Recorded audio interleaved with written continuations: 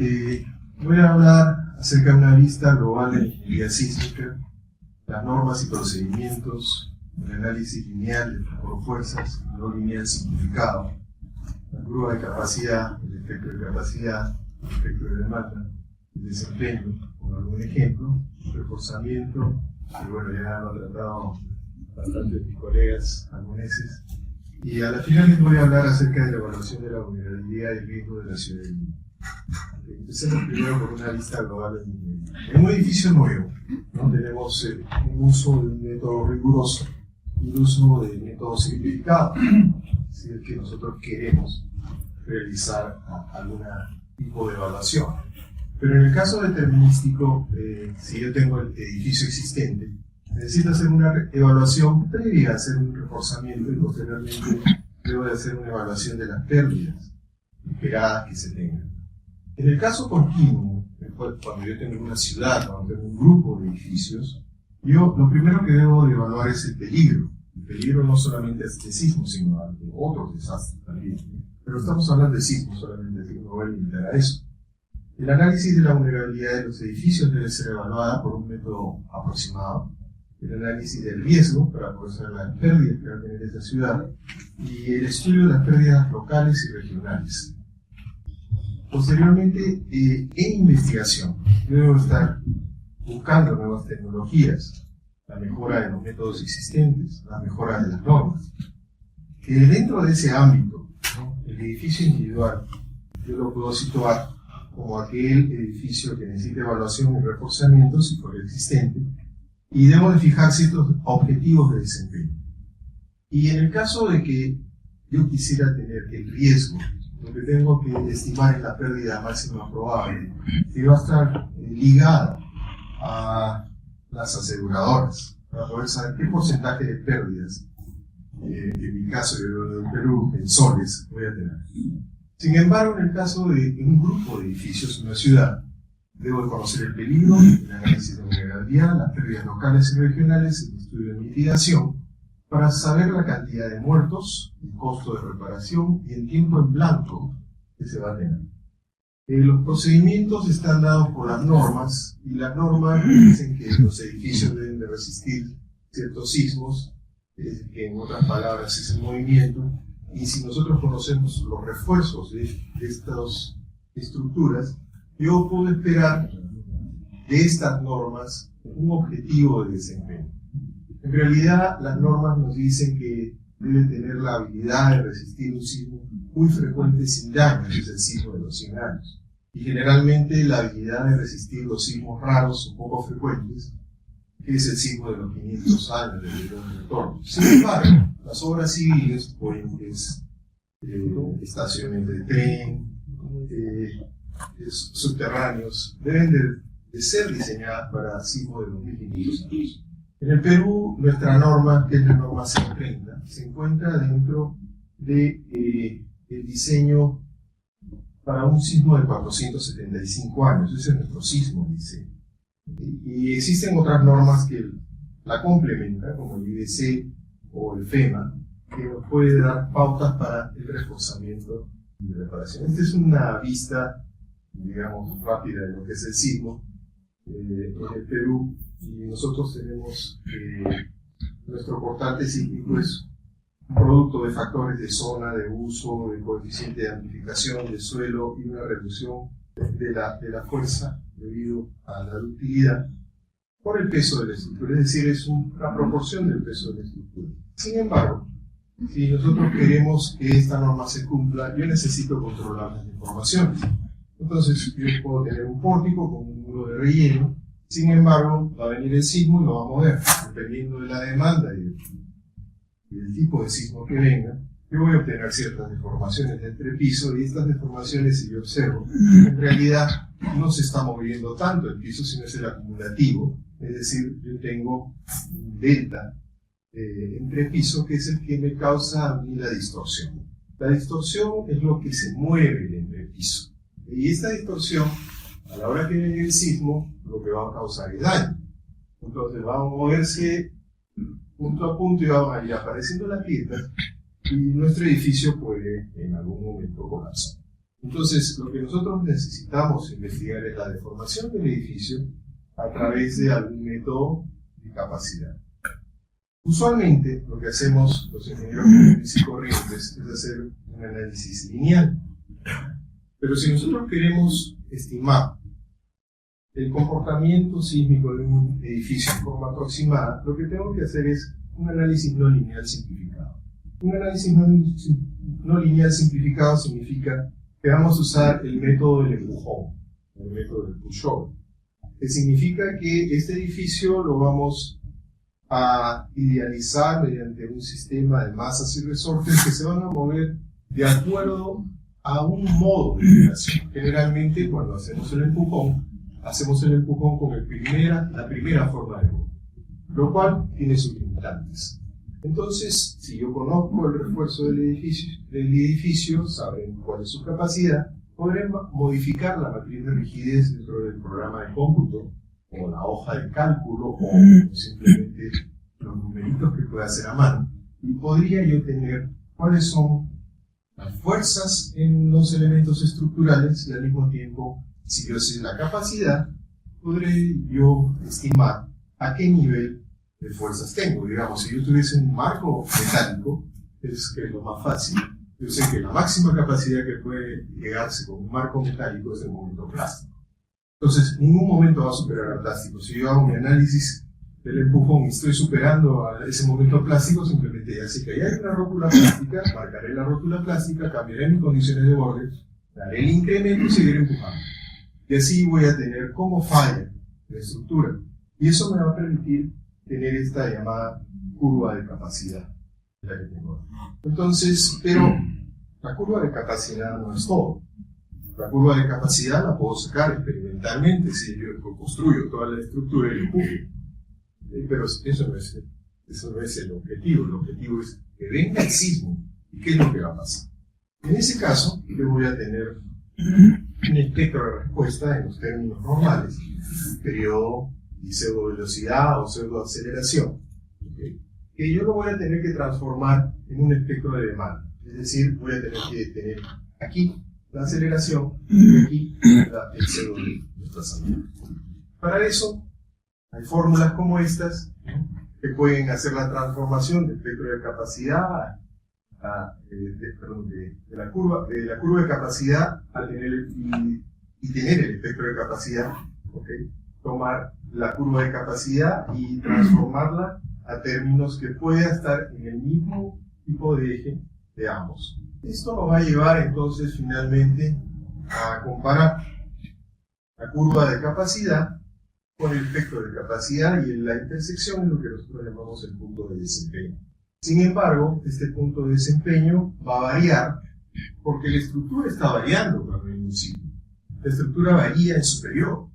Van apareciendo grietas, se abren y se cierran, el amortiguamiento cambia y nosotros vamos a tener variaciones en esta curva de capacidad. Puedo empezar el sismo con un nivel del 5% y sin embargo voy a terminar el sismo con otro nivel. Eso hace que al mismo tiempo me deja pensando que si yo estoy haciendo un empujón con un solo modo, ¿qué va a pasar con los otros modos? Es algo que todavía se está estudiando para implementarlo. Bien, entonces, si yo tengo una capacidad y tengo un sismo que está en esos términos y yo quiero saber el desempeño, entonces hay tablas como esta de desempeño. En este caso, esto es lo que nos dice la Sociedad de Ingenieros de California en edición 2000, donde nos dice que hay una ocupación inmediata, hay una seguridad de vida o hay una prevención del colapso. Esto creo que para los que han estado en la mañana en el seminario del MOC ya muy bien explicado el doctor Juliano. Y entonces, según el caso, yo puedo llegar a una simplificación máxima. ¿Cuál es la simplificación máxima? Un edificio de 10 pisos, a la final lo llevo a un sistema equivalente de un solo grado de libertad. Y ese solo grado de libertad me dará un movimiento en el cual voy a tener una deformación máxima, y dependiendo del nivel de confiabilidad que yo tuviese, ¿no?, yo voy a tener respuestas inelásticas diferentes, ¿sí? Y estas relaciones de fuerza y deformación a las finales me van a dar a mí qué es lo que sucede con la estructura, desde el punto de vista primero elástico y después inelástico. Entonces, ¿qué es lo que sucede cuando yo debo de seleccionar el desempeño? Imaginemos que tengo una estructura esencial. En mi país le llamamos estructura esencial a un colegio. Digamos que ese era el hospital. El hospital, supuestamente, de acuerdo a lo que dice la Organización Panamericana de la Salud, dice el hospital debe ser seguro. El hospital seguro debe estar siempre funcionando, antes, durante y después del sitio. Entonces, el hospital de seguro debe estar operativo. Sin embargo, puede también estar en ocupación inmediata. No es necesario de que siga funcionando el avisito que dice emergencia.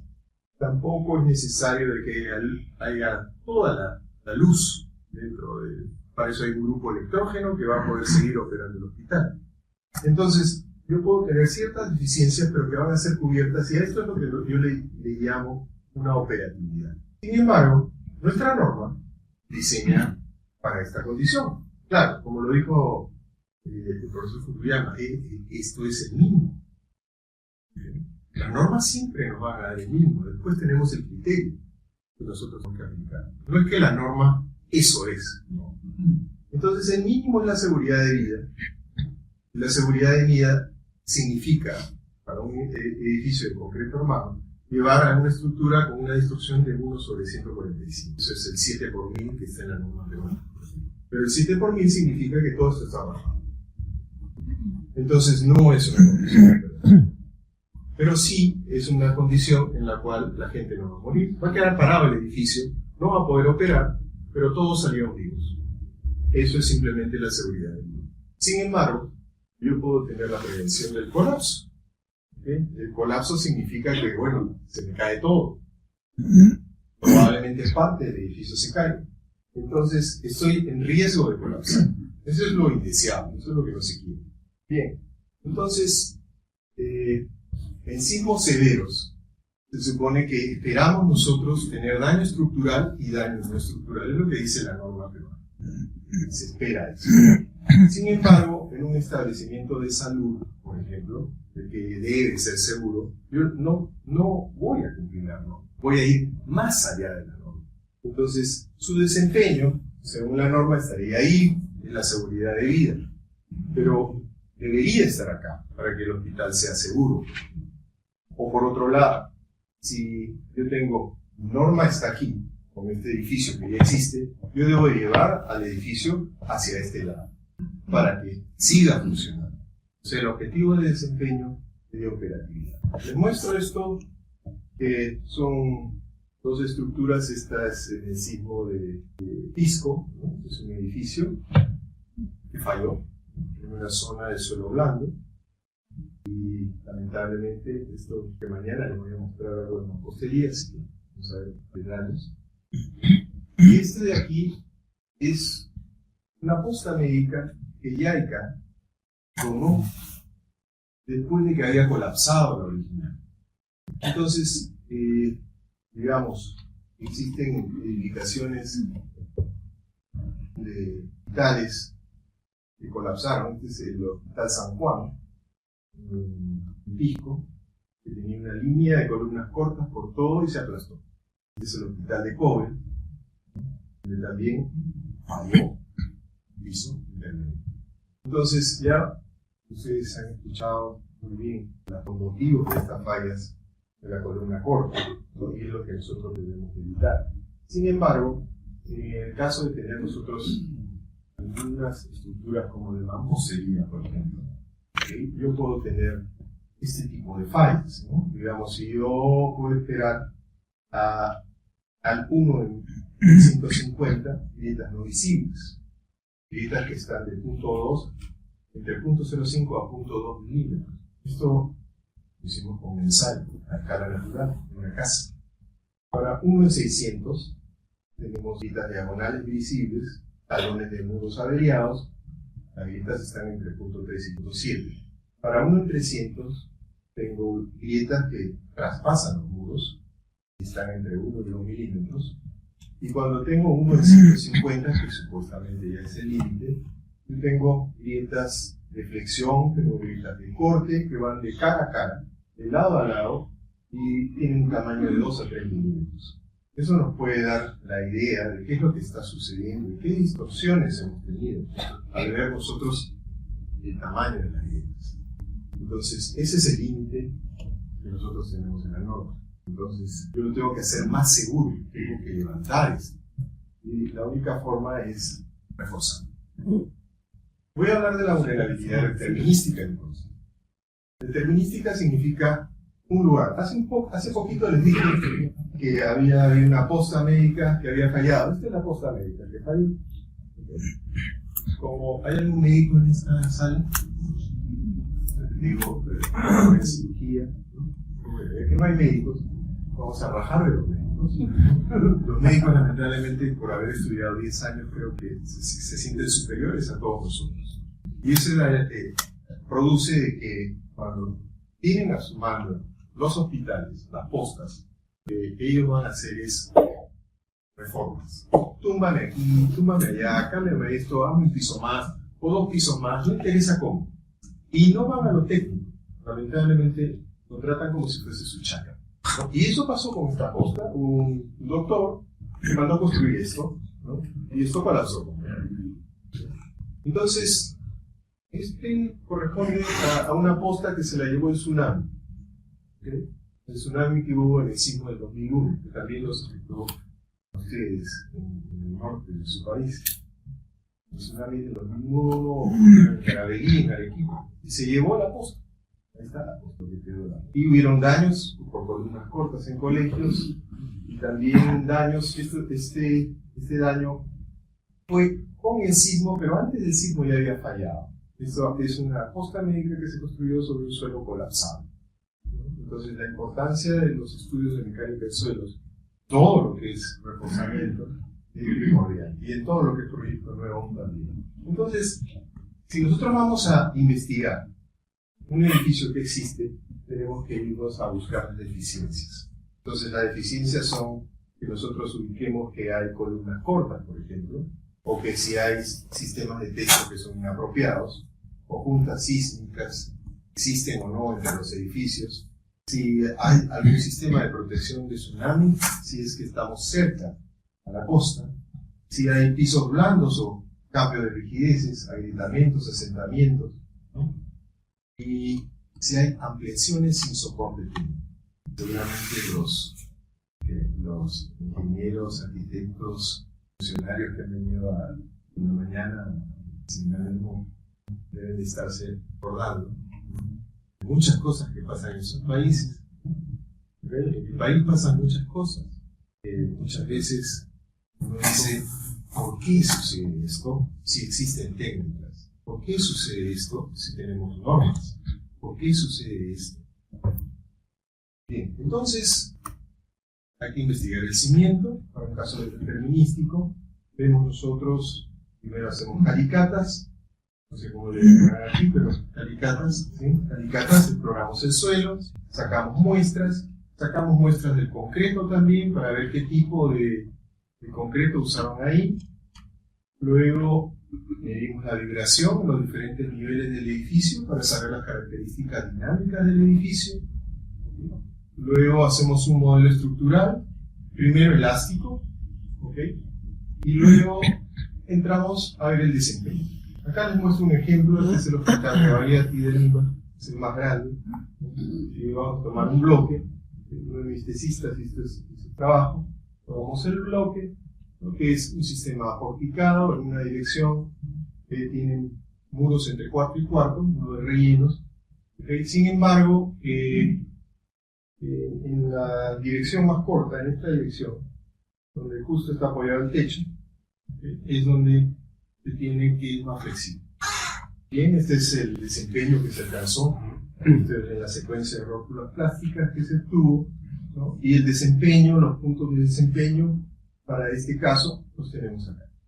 Simplemente estamos replicando el desempeño, no para hallar nosotros exactamente y mover esos puntos hacia la izquierda, que es lo deseable, ¿no?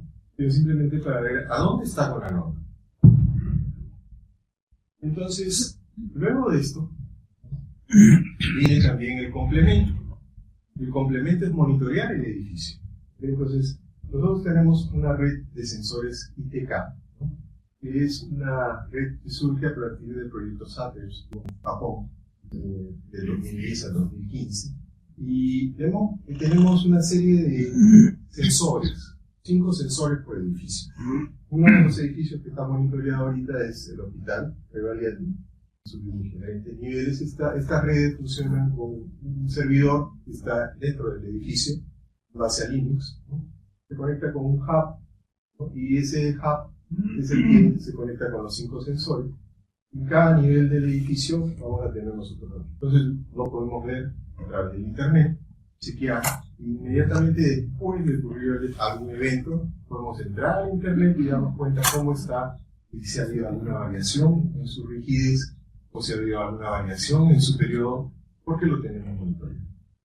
Bien, estos son algunos eventos que se han registrado y que la red los está teniendo, y gracias a eso podemos saber qué es lo que está pasando con este edificio, que nos interesa, porque el diagnóstico elástico nos dio que esto no. Entonces, luego vemos el estado en tiempo real y podemos ver la existencia de cualquier anomalía.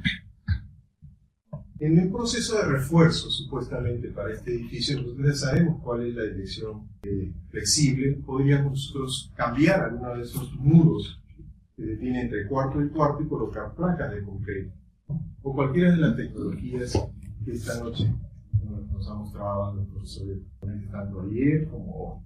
Entonces, pero yo debo fijar un objetivo de desempeño para poder incrementar la rigidez, de hacer uso de estas tecnologías para disipar el signo, mejorar el comportamiento estructural, usar un equipo multidisciplinario, porque no solamente son los estructurales, tienen que estar también los geotecnistas, tienen que estar también, en el caso de un hospital, los médicos, tienen que estar también los arquitectos.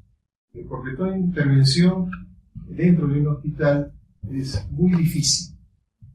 Entonces, la intervención debe buscar alternativas en forma, en costo y en tiempo, para no molestar. Y el reforzamiento, el mejor reforzamiento es el reforzamiento que se dice que va a minimizar la intervención. ¿Qué cosa es un reforzamiento incremental? Por ejemplo, ahora estamos aplicando esto en escuelas. El reforzamiento incremental es un reforzamiento que se hace en fases, se hace por etapas. ¿Y eso por qué? Porque, lamentablemente, si se licita un concurso para hacer un reforzamiento de un colegio, por ejemplo, entonces el proceso, que es netamente burocrático y administrativo, va a tardar probablemente 8 meses o tal vez un año. Cuando salga el concurso, alguien puede impugnar ese concurso y va a demorar otros 6 o 8 meses, ya pasó año y medio. ¿Okay? Y cuando nuevamente se quiera hacer la licitación y gane a alguien, recién ahí va a empezar la obra, ¿okay? Después de 2 años usualmente. Si los cogen en medio de un cambio de gobierno, Dios lo sabe, todo regresa a hoja cero. ¿Okay? Así es en nuestros países, lamentablemente. Entonces, el Ministerio de Educación en el Perú ha visto por conveniente hacer refuerzos en colegios que son todos iguales. Entonces, en todos estos colegios que son iguales, se va a hacer un reforzamiento incremental. ¿Y cuál es el objetivo? El objetivo es lograr que al menos en la primera etapa de reforzamiento, estos colegios logren una seguridad de vida de los ocupantes. Se ha tenido escuelas anteriormente, en el sismo del Pisco, en el sismo del 2001, ¿no? Incluso en el sismo de Nazca, colapsaron. Entonces, al colapsar, gracias a Dios, el sismo de Nazca fue un día sábado a las 3 de la tarde. No había colegio, nadie murió. Pero ¿qué hubiera pasado si hubiera sido ahora? Hubiera muerto. Eso es lo que nadie quiere. Entonces, se puede buscar que sea en corto plazo y que asegure un reforzamiento. Por ejemplo, los colegios solamente tienen 2 a 3 meses de vacaciones. en 2 a 3 meses debería de hacer algún esfuerzo. Entonces, ¿qué es lo que hay que lograr en este proceso? Mejorar el desempeño por etapas, lograr menores pérdidas de vidas y materiales, asegurar la transferencia del riesgo y lograr el desempeño deseado. Entonces, por ejemplo, yo puedo tener este aporticado que está acá, ¿no? Y le puedo colocar un reforzamiento en base a Ríos 3, ¿no? Con marco metálico, como lo acaban de ver hace un momento, y puedo lograr cierto nivel de desempeño. Acá tengo diferentes niveles de desempeño. Puedo llevarlo, ¿okay?, en una etapa y en otra etapa, ¿no? Esta es una segunda etapa, esta es la primera etapa, perdón. Puedo colocar en 2 lugares, ¿no? Y mejoro, ya lo llevé de donde estaba, anteriormente estaba aquí, lo llevé a una operatividad, ¿no? Y luego lo completo, ¿no? Y lo llevo a totalmente operativo. ¿Okay? Entonces estoy llevando la demanda sísmica, ¿no? Sigue siendo la misma en la demanda para un sismo moderado y la demanda para el sismo rápido. Lo que hacemos es variar con la estructura para tirarnos hacia la izquierda. ¿Okay? Bueno, esto creo que lo puedo obviar, ustedes han visto hace un momento mejores cosas que esto, pero sí debemos mencionar algo. Todo proceso de reforzamiento que tenga intervención de placas en concreto va a hacer que la estructura, ¿no?, demande más momento en la base, de todas maneras. Y ese demandar más momento en la base va a demandar que refuerce la cimentación. Y si yo no refuerzo la cimentación, eso no va a trabajar. Por ende, toda inclusión de placas va a demandar una intervención en el cimiento. Y toda intervención en el cimiento es delicada. Yo recuerdo hace unos años reforzamos unos colegios aquí en Arequipa para una ONG. Habían construido sus colegios, habían ganado un premio incluso porque lo habían hecho muy rápido. Pasaron 6 meses y empezaron a afectar las vidas. Llegamos y ¿qué pasa? Estas vidas están en su tamaño, vivimos en plano, ¿sí? Me parece bien. Ok, a ocultar. Pasamos el sensor y pasábamos el sensor y no aparecía el acero. Sí, no hay acero. Bueno, la segunda alternativa es picar. Picamos. Sí, lo encontramos. Lo encontramos después de 15 centímetros. Después de 15 centímetros encontramos la primera varilla. ¿Okay? Y estaba la varilla, pero estaba arriba.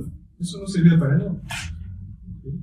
Y eso sí, el constructor había disminuido el número de varillas. ¿Okay? Entonces, y era una escuelita, eso es lo más triste.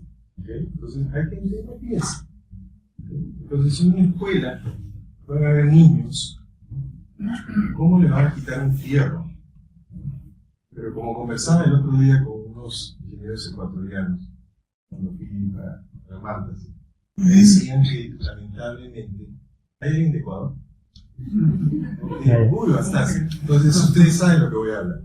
La presión en Ecuador es la presión por intereses, al igual que ocurre en todo Sudamérica. Hay intereses de por medio, ¿no? Entonces, ¿quién es el que manda en Ecuador? Y mientras ustedes mandan los constructores. Los constructores son los que mandan. Entonces, si mandan los constructores, van a querer que la estructura sea lo más pequeña, que tenga poco refuerzo, no interesa que se mueva mucho, ¿okay? Y las consecuencias son bastante graves, ¿no? De ese dejar suelto para que el constructor decida. Bien, entonces, de esta parte, lo que podríamos concluir es que hay ciertas nociones básicas para un desempeño cuyas transformaciones nos deben de llevar a tener una curva de capacidad y un espectro de demanda. Mediante el cálculo estructural, hallaré el desempeño y demostraré que el comportamiento sísmico del edificio logra cierto desempeño deseado y yo debo de buscar que disminuya el riesgo en cierta intervención. Y todo reforzamiento debe buscar un proceso constructivo de menor intervención y que sea lo menos invasivo, lo cual no significa que sea barato. Tal vez lo más rápido es usar fibra de carbono, pero usar fibra de carbono es carísimo. Bien, les voy a mostrar ahora la parte masiva. Entonces, voy a mostrarlo lo que estamos haciendo en el programa, como programa presupuestal 068, ¿okay?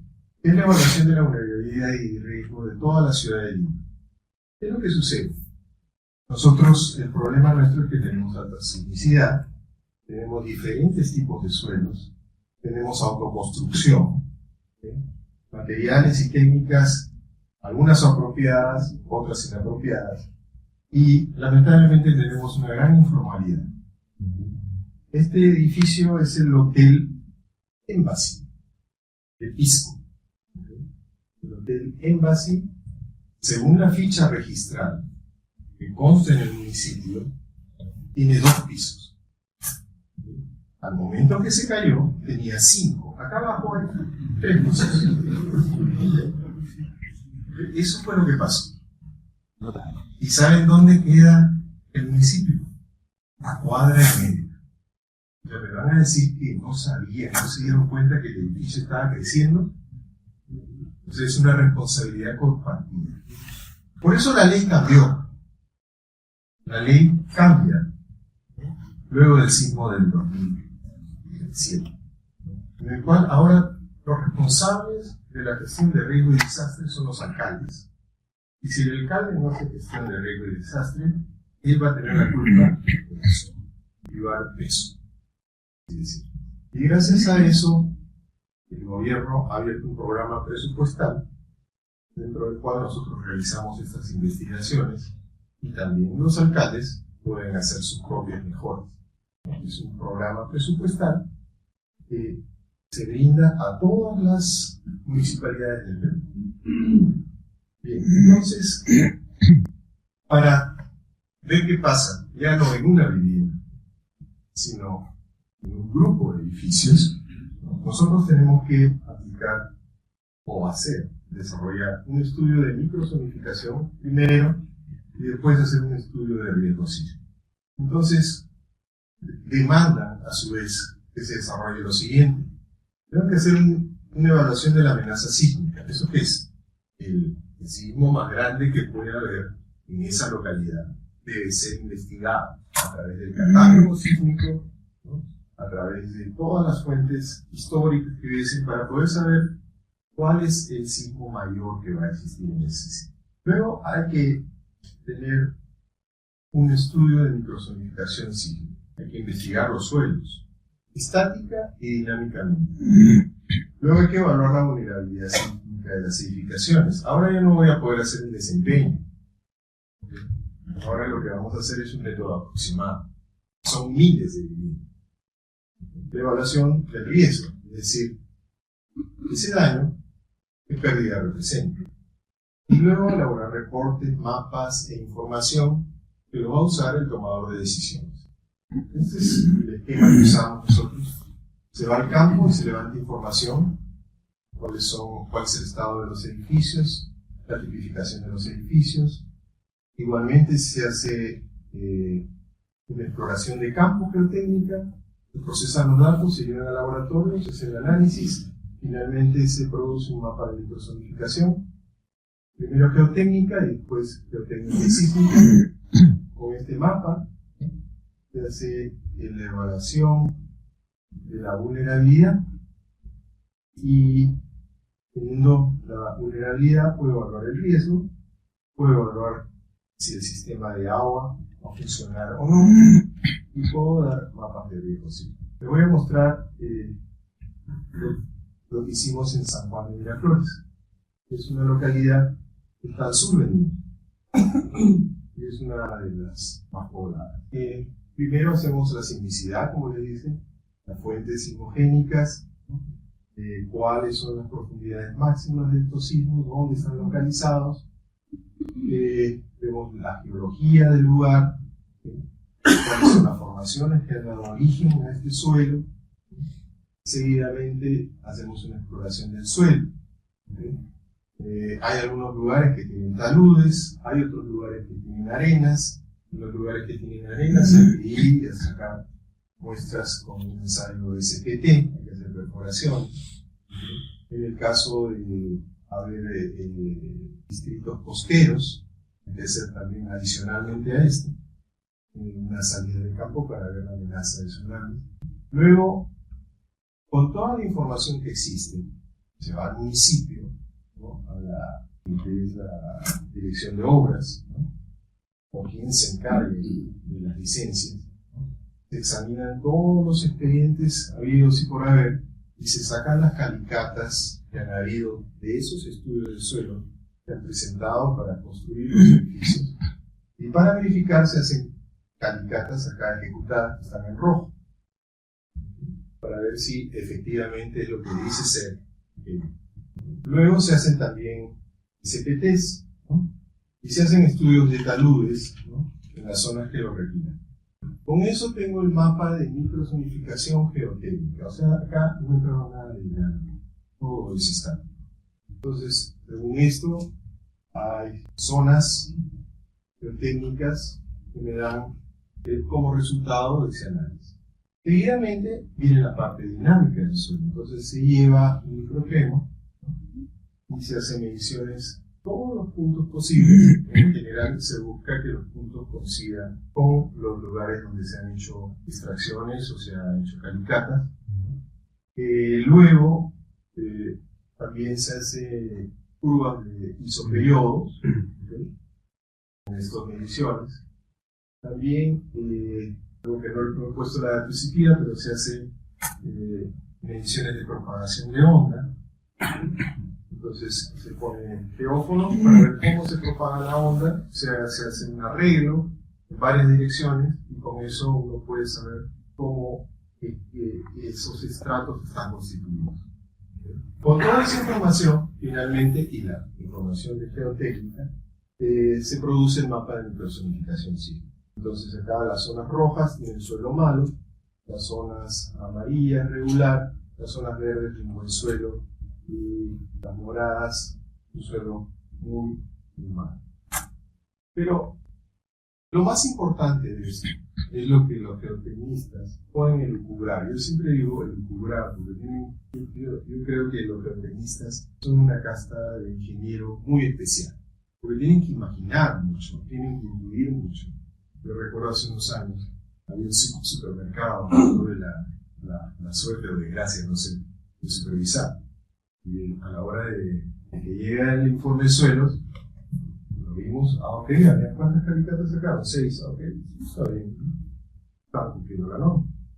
Sacaron 6 calicatas, empezaron a hacer las zanjas, ¿no? Y en eso, en una esquina se encontró que era relleno. Y decía, bueno, ahora relleno pues 1 metro, medio metro, más 2, 3, 4, como 5 metros de relleno. Entonces, le llamó al geotecnista, que no había imaginado que esa esquina, que estaba cubierta de maleza cuando él fue a hacer su estudio, tenía tanto relleno. Hicieron perforación, sacaron, finalmente dio pues una cosa monumental para poder apoyar ahí. Entonces, el geotecnista tiene que imaginar mucho, porque recuerden, ¿qué pasa si yo tengo una aceleración, por ejemplo acá, ¿no? de 560, dice ser, ¿no? Y acá tengo 466. ¿Y qué pasa si mi casa está aquí? Entonces, todos los algoritmos que pueda utilizar para la interpolación de sus datos son muy importantes. La interpretación y la experiencia es lo básico en este caso. Bien. Entonces con esto hemos ido avanzando, con este programa, hemos ido avanzando año a año. Teníamos un mapa que se hizo hace como 11 años, me parece. Es un mapa que se hizo para las aseguradoras. Entonces las aseguradoras pagaron al Instituto ASICMI, ¿no? Para que le calculemos la pérdida máxima probable. Pero para eso teníamos que explorar el suelo. Entonces, con lo foco que se exploró, se hizo un primer objeto del mapa de microzonificación. Pero eso para nosotros que somos una universidad pública, no nos satisfacía, porque simplemente estábamos haciendo un estudio en base a una cartera de clientes. Y como país, cuando venga el sismo, no distingue condición social, ni quién tiene seguro y quién no lo tiene. Va a atacarnos a todos a la hora que venga un sismo. Entonces, a partir de ahí, y gracias al programa 068, empezamos a realizar, primero hicimos 6 distritos, los que están ahí, luego hicimos 3 el siguiente año, luego seguimos avanzando, hicimos 4, luego hicimos 3 más, y así fuimos avanzando, de a poco, ¿no? Hicimos 6 más, y esto es lo que tenemos al mismo nivel que les he mostrado. Eso es lo que tenemos ahorita, ¿no? Al 2016. Esperamos completarlo para el 2021. Entonces, este es el mapa del 2005, hace 11 años. ¿Okay? Hecho en base a lo que habíamos trabajado con las aseguradoras y con los datos que se hicieron en base a los lugares donde estaban los clientes. Este es el mapa actual. Yo retrocedo. Si fijan ustedes la vista, esta zona, la zona norte, el cono norte del Lima. ¿Okay? Fijen por acá su vista. Miren ahora cómo se. Los mapas evolucionan. No es que tengo este mapa de personificación o tengo este mapa de riesgo y ese es. No. Hoy día viene un grupo de personas, hacen una invasión y se genera una nueva población. Por supuesto, si lo permite el alcalde.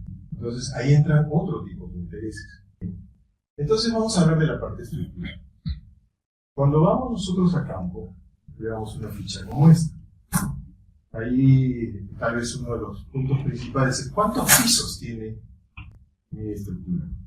¿De qué material está hecho? ¿Cuál es el uso que tiene?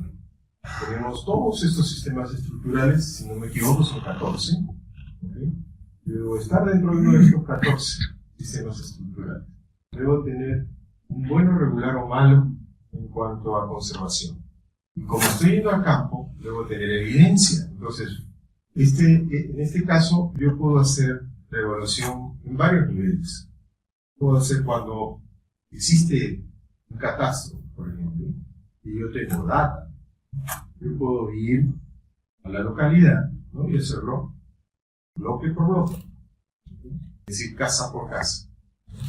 Si no hay datos, puedo hacerlo por zona, o de lo contrario, lo puedo hacer por manzana.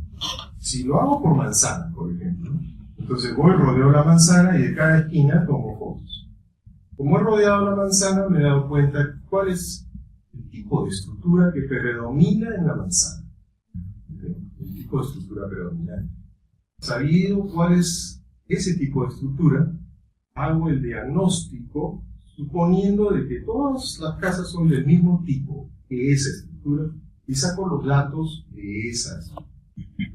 Entonces, eso me llevo a un GIS, a un sistema de información geográfica. Toda la base de datos se almacena. Todo debe estar georreferenciado, las fotos, el lugar, todo. Ya les digo, si hay más data, es mejor. Muchos municipios hasta no tienen catastro. Entonces deben de empezar por ahí. Entonces, dentro de este marco, de este programa, los municipios pueden aplicar para hacer su catastro porque es uno de los insumos para que en algún momento se pueda evaluar el riesgo de su comunidad. Entonces, con la salida de campo, nosotros podemos generar la base de datos y tener mapas temáticos. Por ejemplo, el número de pisos. Acá, por ejemplo, predomina, vamos a decir así, entre los 1, 2 y 3 pisos. Es lo que está predominando en ese distrito. ¿Okay? Luego, podemos ver el estado de conservación. Bueno, regular o malo. Todo lo que está en rojo, esta zona de acá, ¿okay? Es una zona que las casas no están bien construidas. Algo que yo he aprendido es lo que dice el dicho popular. Dios los hace y ellos se juzgan. Eso es muy cierto. ¿Okay? Y ahora creo que por ahí tengo una lámina que puedo explicar. Entonces, finalmente tengo la vulnerabilidad. ¿Okay? La vulnerabilidad significa que yo he puesto el sismo de la norma, independiente del suelo. Solamente he puesto el sismo de la norma. Le he dado una demanda a esos sistemas. ¿Okay? Cada sistema es una masa y un resorte, nada más. Entonces, con eso, ahora les voy a decir cómo hacer. Y con eso he sacado este mapa. Evaluado la vulnerabilidad. Pero para evaluar el riesgo, yo necesito un escenario, ¿sí? Entonces yo necesito saber la aceleración. ¿Qué me dio la aceleración? La microzonificación. La microzonificación me dio cuál es la aceleración que hay en esa comunidad. Entonces, tomo los datos de aceleración, ¿no? Y vamos a aplicar esto. El criterio es este. Si tienes un edificio, viene el sismo y lo va a dañar. ¿Sí? Pero este daño significa que van a haber partes que la tengo que demoler. De repente puedo reforzar con mallas y algunas encamisetados. Esas mallas y encamisetados cuestan. Tengo que hacer reparaciones, inyecciones, pinturas y otras reparaciones. Si yo sumo todo esto, tengo un costo de reparación. Entonces, este costo de reparación significa para mí el riesgo. Entonces, el riesgo es una función del tipo de estructura. ¿De dónde la saco? Del inventario urbano, que ya lo tenemos. La aceleración del terreno, ¿de dónde la saco? De la microzonificación sísmica. ¿Sí? Y el nivel de daño lo saco de los ensayos de laboratorio. Yo estuve en Japón y aprendí que todo se hace en el laboratorio. Todo hay que investigarlo, sin informarlo. Todo tiene que ser comprobado. Los números que pueden hacer ustedes con el SAP, el ETAPS, el ALGOR, lo que fuese, simplemente son números. Pero si ustedes comparan eso con el laboratorio, se van a dar cuenta si sus números funcionaron o si sus números no funcionaron. Generalmente, mi experiencia me dice que no funciona. Esa es la verdad. Ok, entonces, vamos a usar un simulador. ¿Okay? Un simulador que yo le escribí en Fortran. ¿Okay? Pero les voy a decir cómo pueden hacer su simulador ustedes también. Entonces, es un simulador de la respuesta sísmica y del daño. Entonces, primero, tengo un edificio de Marcos, por ejemplo, y a la final le lo reduzco a qué? A un sistema de masa resorte. Lo que hace el ETAPS. El ETAPS hace pseudo tridimensional, pero es masa resorte lo que está resolviendo. Entonces, esto lo convierto a un sistema de un grado de libertad. Nada más. Bajo el supuesto que está vibrando con el primer modo. Igual que Peugeot. Entonces, de allí, ¿no? Nosotros tenemos que en el sistema de varios grados de libertad, ¿okay? Voy a lograr que la respuesta sísmica es el pseudo de desplazamiento por el vector modal y por el factor de participación de modo. Y en el sistema de un grado de libertad, yo voy a tener el pseudo desplazamiento espectral, ¿no? La forma de modo que yo elija, ¿okay? Y un factor beta. ¿Okay? Eso es lo que yo voy a tener. ¿Okay? Y debo hacer de que esto sea igual a esto, para poderlo transformarlo. Entonces, en un sistema de un grado de libertad, tengo mi espectro, ¿no? Y ese espectro me da un pseudo desplazamiento que es igual a la pseudo aceleración entre la frecuencia circular al cuadrado y la frecuencia de 2pi sobre el periodo. ¿Cómo puedo determinar el periodo? Fui a campo, ¿verdad? ¿Se acuerdan? Hace un rato les dije, vamos a campo, paseamos. Y el periodo yo lo puedo determinar con el número de pisos y el sistema estructural. No va a haber un gran error. Entonces, con el periodo que saqué en campo, puedo sacar el pseudo desplazamiento. Pero en el sistema de un grado de libertad, solamente obtendría eso. Sin embargo, si yo tengo el sistema real de varios pisos, hago lo mismo, hago análisis estructurales, miles de análisis estructurales, ¿okay? Y saco cuál es su deformación en el techo. Entonces relaciono la deformación en el techo versus el pseudo desplazamiento espectral. ¿Okay? A eso le llamo el factor beta 1. El beta 1 a las finales es igual al número de pisos entre 2 veces el número de pisos más 1. A eso se reduce, ¿no? A eso llego. Les estoy hablando para una porticana. ¿Okay? Hemos reducido fórmulas para bañilería, para acero, para todos los sistemas estructurales. Tenemos que hacer ese trabajo y hacer miles de estos modelitos, ¿no? Para poder hacer la comparación. Ok, entonces ese es el beta 1 que tenemos. Tenemos un beta 2. El beta 2 lo que hace es relacionar la distorsión máxima, ¿no?, contra la distorsión en el piso. Perdón, en el techo. Okay, entonces, yo tengo acá una expresión para poder relacionarlo. Okay. Eso lo sacamos con los miles de análisis que se hicieron. Igualmente, sabemos de que hay sistemas elásticos y que hay sistemas inelásticos. Entonces yo tengo que asignar una ductilidad. ¿Okay? Asignando una ductilidad, puedo relacionar la deformación máxima inelástica con la deformación máxima elástica. ¿Okay? A eso le llamo el beta 3. ¿Okay? Y luego, esa deformación inelástica, ¿no?, la relaciono con la demanda de ductilidad. Y en el sistema, hago un sistema de análisis elástico, donde por ejemplo obtengo la distorsión máxima al medio del piso. ¿Okay? Y para un análisis inelástico hago lo mismo, ¿no? Entonces también la obtengo en la misma posición y la relaciono. ¿Okay? Eso es el beta 4. A las finales llegamos a esta expresión. Es 1 más la ductilidad asignada menos 1 entre 6 más el número de pisos entre 50. Eso es lo que sacamos para Porti. Pero para otros tipos de estructuras tenemos.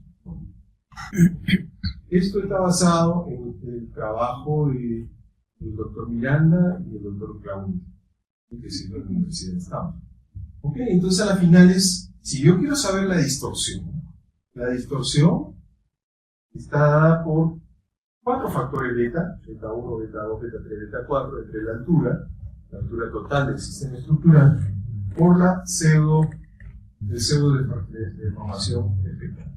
O sea, sabiendo el periodo de la estructura, entro al espectro, saco la componente de desplazamiento espectral, identifico el sistema estructural, tendré los betas apropiados y tengo la distorsión. Con eso, entonces, yo evalúo la respuesta sísmica de un sistema de varios grados de magnitud.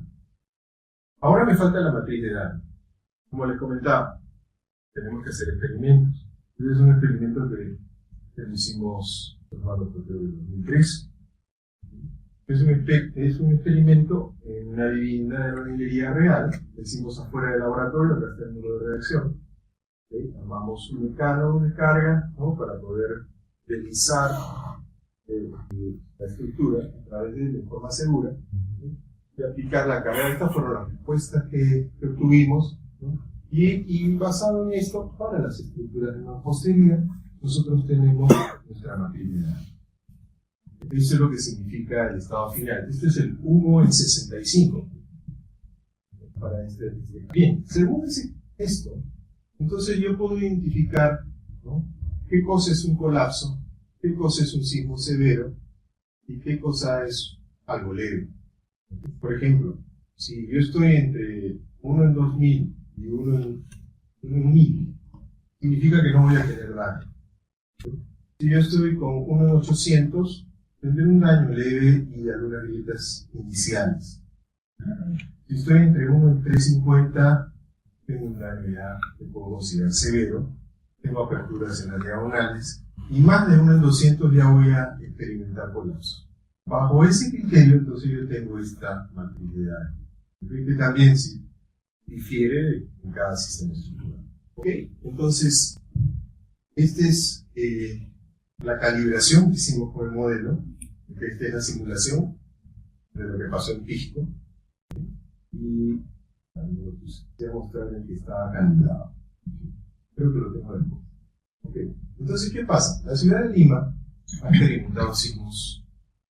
El último sismo fuerte fue en 1974. Estas son vistas del puerto del Callao, donde hubo un tsunami, ¿no?, y se salió el mar prácticamente más de 1 kilómetro. Y afectó la Molina, colapsaron muchísimas casas de adobe y también de material noble, porque las condiciones del suelo son bastante blandos esos suelos. Entonces, volviendo al riesgo sísmico, en un escenario sísmico, en un terremoto, tengo la simulación, tengo una matriz de daño, puedo tener una distribución de daños gracias a que tengo el inventario. Basado en eso, volvemos acá, les recuerdo lo que dijimos al principio, nosotros podemos tener aproximaciones como esta. Este es otro simulador que hicimos, el CCRE, ¿no? Es un simulador bien simple, ¿no? Este está basado simplemente en algunas elucubraciones numéricas que hicimos para poder obtener la distorsión más fácil, ¿no? ¿Okay? Pero es una simplificación del otro.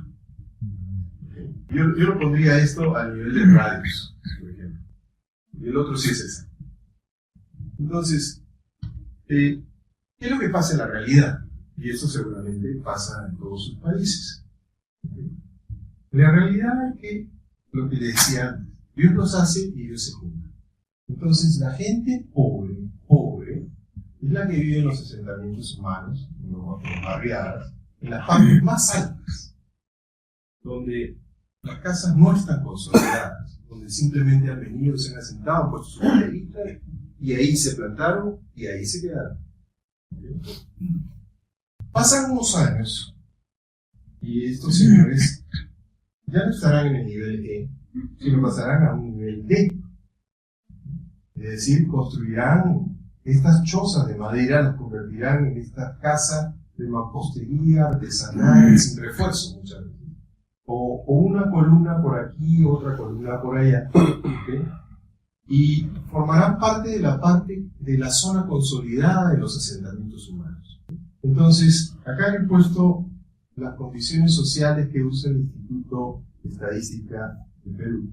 Desde el sector A, los que tienen piscina, vamos a decir así, que viven ahí en los sitios exclusivos, los que viven ahí también, pero viven de su trabajo. ¿Okay? Ahí están también, no tienen piscina. Los que viven en los barrios ya tradicionales, antiguos, la clase media, vamos a decir, los emergentes y los pobres, muy pobres. ¿Okay? Entonces, según eso, si yo les digo, tenemos que reparar esto, ¿algún tiempo? No, está distraído. Ya me estoy pasando. Ya 10. Creo que sí, alcanzo. Okay. Entonces, ¿qué es lo que sucede? La casa que está aquí no cuesta lo que la casa que está aquí. Reparar esto no es reparar esto. Okay. Entonces, los costos de reparación son diferentes. Los costos de reparación están ligados con la condición social.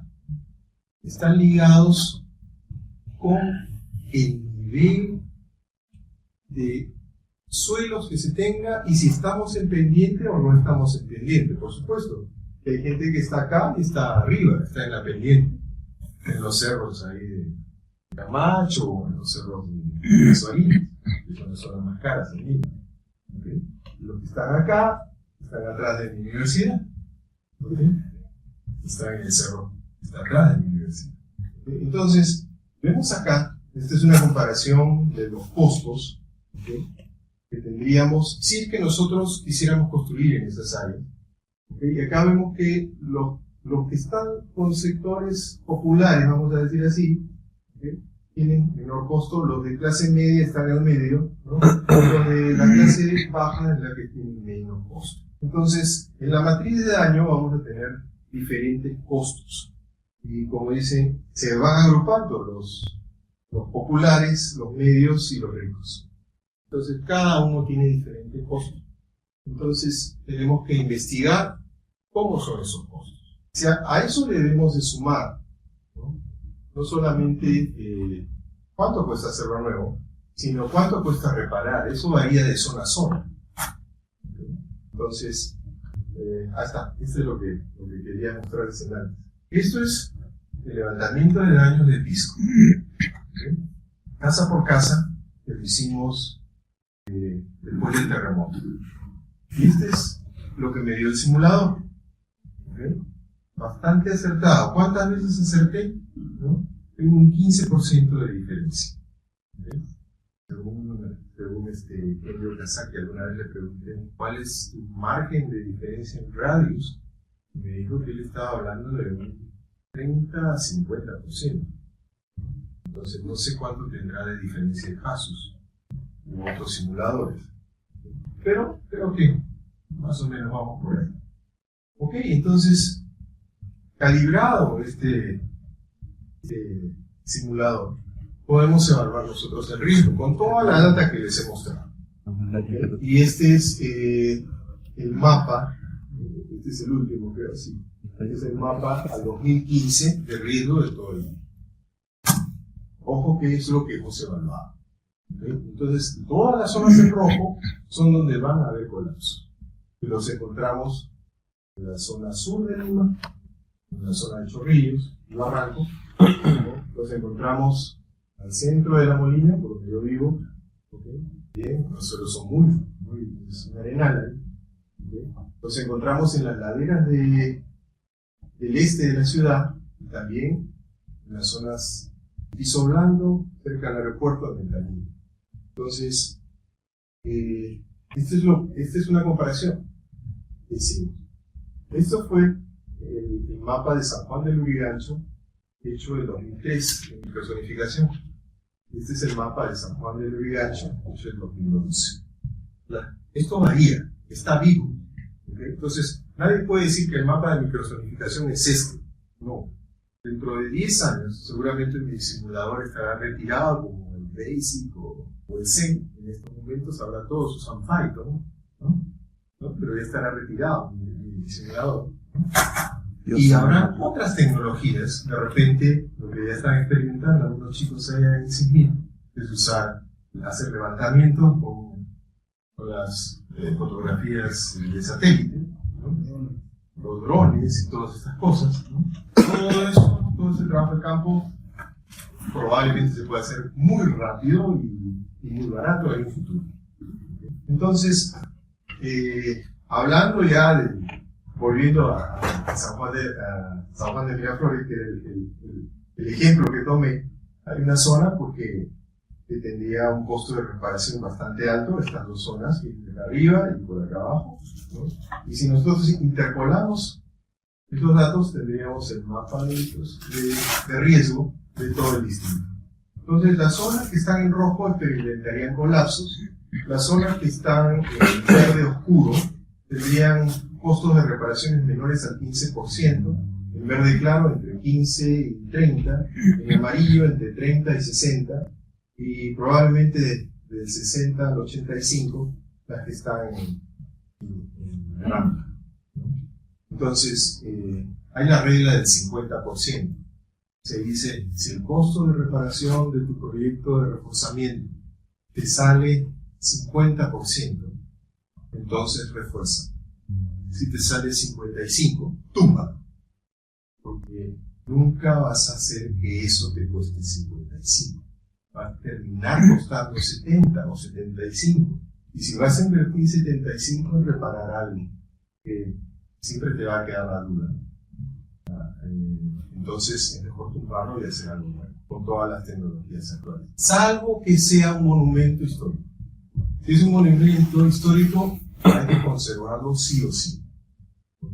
En ese caso, aplicar técnicas reversibles de reforzamiento que se vean, ¿no? Y que uno pueda ponerlos o sacarlos y volverlos a poner. Entonces, bueno, este es el mapa de riesgo, ¿no? Pero ya incluyendo el tsunami, porque se ha puesto el tsunami sobre la costa de Lima, ¿no? Y se le ha incorporado el mapa, ¿no? De todo lo que hemos estado haciendo con el programa 068. Bien, esa es la última.